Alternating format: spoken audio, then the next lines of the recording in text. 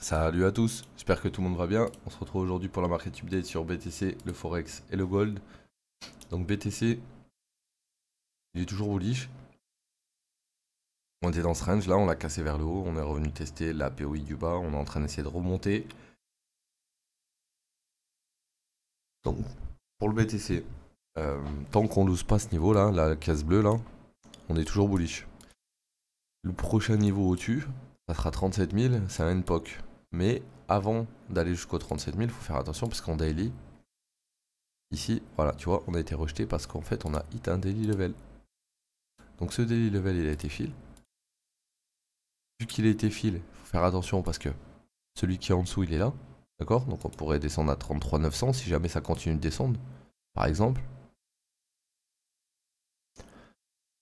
On va aller voir en 4 heures. Est-ce qu'on a une zone de... Donc là déjà on avait un order block qui était refill et il y a eu cette réaction là dedans. Donc on est revenu filer aussi ici. Donc je pense que là on devait être sur le POC. Je vais vérifier. Et voilà, on a rebondi sur le POC. Du POC, on a rebondi, puis on est revenu tester le POC. Et là, on essaie de repartir. Donc, si je vois bien ce que je vois, là, on a une montée. Là, on redescend. Si là, ça tient, on remonte plus haut, on redescend, on remonte plus haut, on redescend. Et voilà, ainsi de suite. Donc, ça, je l'enlève parce que pour le moment, j'en ai plus besoin. Là, ce qu'on vient de voir, c'est qu'on vient de filer la zone du haut. Attention, si on vient filer la zone du bas, hein, c'est clairement possible. Maintenant, l'objectif, si on casse vers le haut, c'est les 37 000 dans un premier temps. Parce qu'il y a une POC juste au-dessus. Donc toujours dans le range, hein, les gars, je vais pas vous faire de dessin. On a juste à attendre qu'il casse ça là. Euro USD. Donc là je suis en 4 heures. Qu'est-ce que je vois en 4 heures? Je vois que bah, potentiellement on avait SFP le high, ok, de ici, avec la grosse zone d'OB, avec la liquidité ici, on a prise, on est redescendu, on n'a pas réussi à casser la marque structure, on a refait un high. Donc là on a eu ça, c'est venu SFP ici. Et donc potentiellement il faudrait revenir tester soit ça, soit ouais, cette zone. Donc là je regarde ce qu'il a fait. On voit qu'on a des dips au M15. On voit qu'ici on a eu une belle prise de liquidité avec cette bougie. Donc théoriquement on devrait revenir dans cette mèche avant de redescendre. Donc là on y est venu une première fois. Deuxième fois pour fill la liquidité qui avait été créée le premier coup. Et là si on casse ça part. Si on casse là ça va corriger. Donc je suis bullish sur l'euro. Maintenant ce que j'aimerais voir dessus c'est un retour proche de cette zone avant de repartir. Ouais, c'est ça que je voudrais voir. Pour le GBP. Donc le GBP, ils viennent briquer ce high. Là on a eu avec.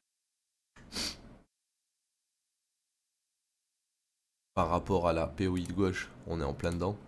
En H4, on a un grosse POI ici. En plein dedans. Donc qu'est-ce qu'il faudrait pareil?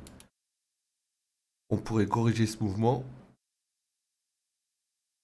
Mais si on venait à corriger ce mouvement, il faudrait repasser sous un inducement. Et là, comme on peut voir ici, on n'a pas créé d'inducement, à part ici peut-être. Ouais, il y en a un là. Donc on a un IDM ici, il faudrait revenir ici. 23 520. Si on vient prendre cet IDM. Maintenant, si de là on corrige, on pourrait revenir même jusqu'ici là. 1,22 200 à peu près, 1,22 200. Donc à voir quand il va avoir son retracement. En tout cas, il est dans une POI H4. Attention hein, sur le GBP. Faire attention. On va finir avec le gold. Le gold. Le gold. Ok. Donc pareil. Structure court terme baissière avec des plus hauts, plus bas, plus bas. Thibaut. Calfib. Hop. Et hop. Donc. Si on avait pris ce play, on aurait TP sur slow ou dans la liquidité de l'imbalance. Si on avait pris ce play, on aurait pu TP pareil. Dans la liquidité ou en dessous. Ici. En tout cas, ici, tu avais une bougie qui a pris la liquidité. On est revenu dedans. Depuis qu'on est revenu dedans, ça a été rejeté salement. Donc, je pense que on est dans une ABC. Et que, ben, Potentiellement ça c'est la A, ça c'est la B, ça c'est la C. D'accord? Maintenant que cette ABC elle est finie, on pourrait avoir une impulsion comme ça. Ou alors, cette ABC n'est en fait que la A. Et là on fait A, B, C. Donc pour être sûr, on va attendre, hein, parce que là pour le moment il n'y a pas eu de confirmation de fou. Ce que je vois surtout là, tout de suite, c'est que la dernière zone de demande, ici, on a réagi dedans avant de la break. Donc, on va reprendre un IDM et on va aller plus bas. On reviendra pas tout là-haut tout de suite. Donc bah là si on regarde en 15 minutes, hein, attention parce que en dessous de 77,26, il n'y a plus de liquidité.